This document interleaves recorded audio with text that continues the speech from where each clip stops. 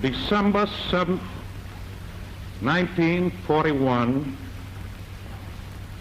a date which will live in infamy. The United States of America was suddenly and deliberately attacked by naval and air forces of the Empire of Japan. No matter how long it may take us to overcome this premeditated invasion, the American people in their righteous might will win through to absolute victory. That was President Roosevelt addressing Congress a day after Japan attacked Pearl Harbor on December 7th, 79 years ago today. Joining us now, presidential biographer Craig Shirley. Among his many historical books is one on the Pearl Harbor attacks entitled December 1941, 31 Days That Changed America and Saved the World. Also with us, historian and Rogers Chair in the American Presidency at Vanderbilt University, Jon Meacham, who unofficially advises President-elect Joe Biden, and President of the Council of Foreign Relations, Richard Haass, is back with us as well. Jon Meacham unofficially advises Joe Biden. He also wins Pulitzer Prizes. I just like that. In his pastime, when he's not doing that. So, Jon Meacham, let's begin with you. We've been looking through the eyes of other presidents, give advice to Joe Biden through their stories, their lives, and what lessons they learned. But let's talk about this event that we remember today. That is, of course, the bombing of Pearl Harbor in 1941. What can Joe Biden take away from FDR and this incredibly important chapter in America's history? Well, I think the first thing is that presidents never quite know what's coming at them. History happens. That's why it's history and not an absolutely predictable series of events. FDR had two of the great crises of American history on his watch. First, the crisis of capitalism, and then the crisis of fascism abroad and the future of democratic institutions, lowercase d, around the world. The other is Roosevelt had a remarkable capacity to lead what was even then two Americas. There was an isolationist America. Isolationist sentiment was incredibly strong. Today is the day that pushed America.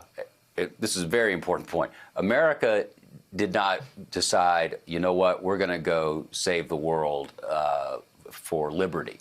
We were attacked on this day by Japan, and then it took us 5 days, as Craig knows well, to declare war on Nazi Germany, which we only did after Hitler declared war on us. And so Arthur Schlesinger used to talk about how isolationism versus interventionism in the late 30s and 40s, as this day was coming, was as divisive as Vietnam. And I would argue perhaps even more so, we're divided in that way. And so you have to find a way to talk to both those constituencies while you try to crystallize and lead. And Craig Shirley, you wrote the book, obviously, on Pearl Harbor. Tell us what the incoming president can learn from the lessons of those 31 remarkable days. The presidency is ultimately about big ideas. It's about big initiatives. It's about leadership. And on leadership, you cannot lead a divided country very well. You must have unity. And so when you become president, you have to forget about your base. Yes, you're still an ideological man or a political man or woman in the future sometime. But you also have to speak to and lead all the American people. And FDR knew that innately. And so did Ronald Reagan. Ronald Reagan, had been a Democrat longer when he was elected in 1980, had been a Democrat longer than been a Republican.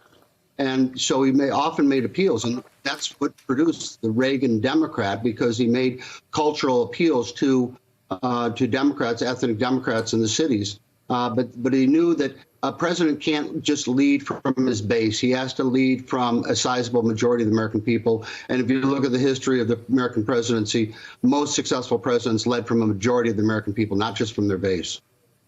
Yeah, and Richard Haass, what makes today so different is the war that we're facing right now. I mean, it is a common enemy. Everybody is challenged by and threatened by the coronavirus, and yet the nation is so divided about it. Yeah, both Craig and John correctly pointed out a certain reluctance in American history to go to war. I also think there's two other lessons that Joe Biden ought to take from today.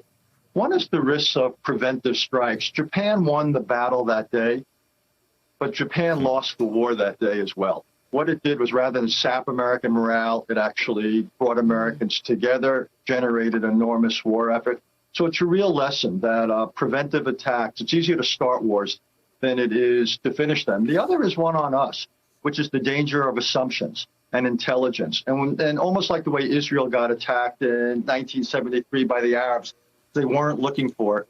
We had dismissed a lot of things there, and it's a real lesson, whether it's pandemics or, in this case, a military attack, to question your own assumptions. Thanks for checking out MSNBC on YouTube, and make sure you subscribe to stay up to date on the day's biggest stories. And you can click on any of the videos around us to watch more from Morning Joe and MSNBC. Thanks so much for watching.